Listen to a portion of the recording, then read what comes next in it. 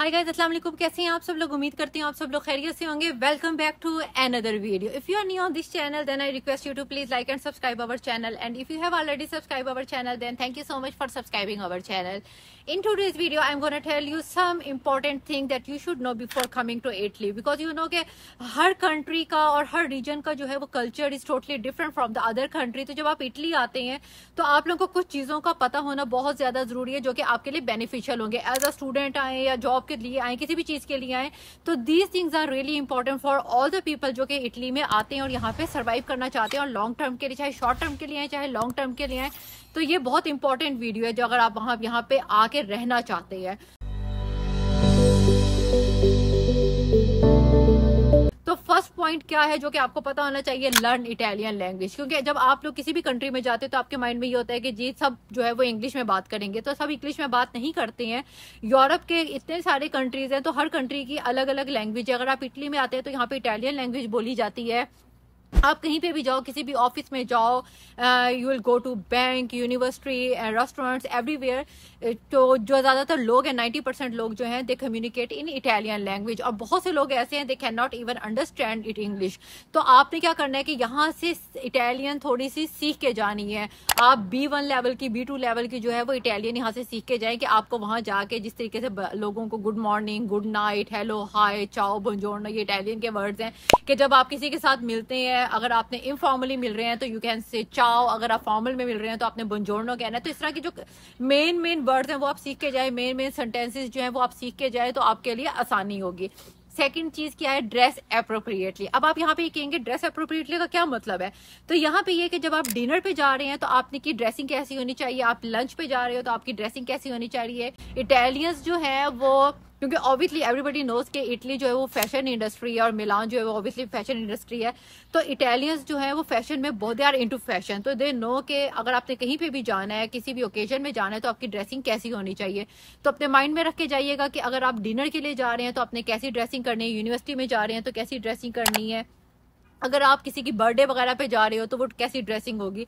तो ड्रेसेस का बहुत ज़्यादा ख्याल रखना है. और ड्रेसेस के साथ आपने शूज़ कैसे पहनने हैं, उसके साथ ज्वेलरी कैसे पहननी है. स्पेशली लड़कियों के लिए कि अगर आपने ज्वेलरी वगैरह पहननी है तो आपने कैसी ज्वेलरी पहननी है. और लड़कों के लिए ये कि अगर आपने शूज़ वगैरह पहनने हैं तो कैसे शूज़ होने चाहिए. अगर आपने किस कलर की बेल्ट लगाई है, उस बेल्ट के साथ आपकी शूज़ किस कलर का होना चाहिए. तो ये सारी चीज़ें आपने नेट से सीख के जानी है, क्योंकि वहाँ पे इटालियंस जो है इस चीज़ को बहुत ज़्यादा नोट करते हैं. आपको इंपॉर्टेंस इस चीज़ की बेस पे दी जाती है कि आपकी ड्रेसिंग कैसी है. एक और पॉइंट जो है वो ये है कि हैंड गेस्चर्स कैसे होते हैं, क्योंकि इटालियंस जो है वो हैंड गेस्चर्स में बहुत ज्यादा है. वो हर चीज के ऊपर हैंड गेस्चर्स बना रहे होते हैं कि उनका हैंड गेस्चर इस तरीके से होता है, कुछ किसी तरीके से होता है. तो जब तक आप लोगों को ये नहीं पता चल जाएगा कि आपके इस हैंड गेस्चर का मतलब क्या है और ये किस किस टाइम पे यूज होंगे, तो आपने कभी भी उनका मजाक नहीं बनाना. और उनके सामने अगर आप बात करें और आपकी हैबिट होगी कोई हैंड गेस्चर की, तो आपने जब तक आपको ये 100% कंफर्म नहीं हो जाएगा कि इटालियन इस चीज़ का क्या मतलब लेते हैं, तो आपने किसी भी किस्म का हैंड गेस्चर नहीं बनाना है वहाँ जाके. क्योंकि वो इस चीज़ को बहुत ज़्यादा माइंड करते हैं. हर कंट्री में और हर सोसाइटी में, हर कल्चर में हैंड गेस्चर के, एक हैंड गेस्चर का मीनिंग जो है वो डिफरेंट होता है.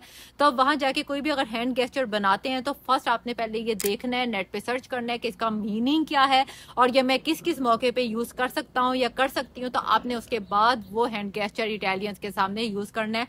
अदरवाइज आपने उस हैंड गेस्चर को यूज नहीं करना है. अच्छा, वहां पे खाने की मैं बात करती हूँ कि वहां पे लेट डिनर किया जाता है. वो लोग थोड़ा लेट डिनर करते हैं, 8 o'clock डिनर करते हैं. तो अगर आप 7 o'clock के बाद बाहर जाते हैं और आपको कुछ खाने को दिल करता है तो आपने परेशान नहीं होना, क्योंकि वहां पे डाउनटाउन में आप जा सकते हो. वहां पे काफी सारे रेस्टोरेंट डिनर के लिए ओपन होंगे. अच्छा, यहाँ पे खाने की जब बात आई है तो मैं एक चीज बता दूं कि खाने के लिए वो उनकी टाइमिंग बड़ी स्पेसिफिक होती है कि अगर आप ब्रेकफास्ट के लिए जा रहे हैं तो उनके ब्रेकफास्ट में वो क्या लेते हैं और इवनिंग में वो कौन सा ड्रिंक लेंगे, डिनर में वो कौन सा ड्रिंक लेंगे. वो ऐसा नहीं होता कि अगर मॉर्निंग में अगर उन्होंने कैपेचिनो पी है तो वो इवनिंग में भी कैपेचिनो पियेंगे. ऐसा नहीं है. मॉर्निंग में वो लोग मिल्क वाला कोई भी ड्रिंक लेंगे, जैसे कैपेचिनो वगैरह हो गया, लाते हो गया, क्योंकि दे आर इनटू कैपेचिनो. तो मॉर्निंग में वो कैपेचिनो लेते हैं और उसके साथ एक क्रूसॉन होता है जिसे वो ब्रियोश बोलते हैं. ये इनका ब्रेकफास्ट है, वो करते हैं. इसके अलावा इवनिंग में अगर जाते हैं तो अपर्टिवो के नाम से एक ड्रिंक होता है, वो पीते हैं और साथ उसके ऑलिव्स वगैरह रखे जाते हैं. तो जहाँ पे भी खाने की बात आती है या ड्रिंक वगैरह की बात आती है तो उन्होंने अपने टाइमिंग रखी हुई है कि इवनिंग में उनका स्पेसिफिक ड्रिंक होगा, डिनर टाइम में उनका स्पेसिफिक ड्रिंक होगा और मॉर्निंग में इनका स्पेसिफिक ड्रिंक होगा. और खाने की जहाँ तक बात है, Italian is so into healthy food, they are famous for their healthy food. अगर आप डेली भी रेस्टोरेंट में खाना खाते हैं तो आप बीमार नहीं होंगे, क्योंकि वहाँ पे फ्रेश खाना बनाया जाता है। चाहे आप डेली पास्ता खाते हैं या पिज्जा खाते हैं तो वो फ्रेश होता है, और उनका पिज्जा और पास्ता इंसान को मोटा नहीं करता और बीमार नहीं करता है। उनका बहुत हेल्दी फूड होता है। अगर उनके हर फूड के साथ अगर आप देखेंगे तो वो लोग फ्रूट वगैरह भी रखते हैं।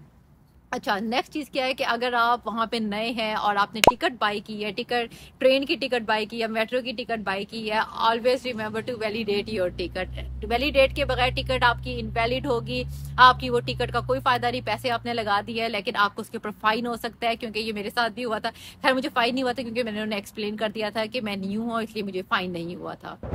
तो जब आप वहां जाते हैं, कहीं मेट्रो में जाते हैं या ट्रेन में जाते हैं, तो आप जब टिकट बाय करते हैं तो always remember to validate your ticket. तो उसका एक स्पेसिफिक टाइम होता है कि आपने इस टाइम से लेकर इस टाइम तक ये टिकट जो है ये वैलिड रहेगी, उसके बाद वो टिकट एक्सपायर हो जाएगी। क्योंकि वहां पे 1 आवर का टाइम भी होता है, 24 आवर्स की भी होती है, और 1 मंथ की टिकट भी होती है। जब मैं गई थी मुझे ये नहीं पता था कि स्टूडेंट जो है वो 1 मंथ की टिकट भी ले सकते हैं और उसे वैलिड कर सकते हैं। तो मुझे ये बाद में पता चला कि वहां पे 1 मंथ का पास भी होता है स्टूडेंट्स के लिए।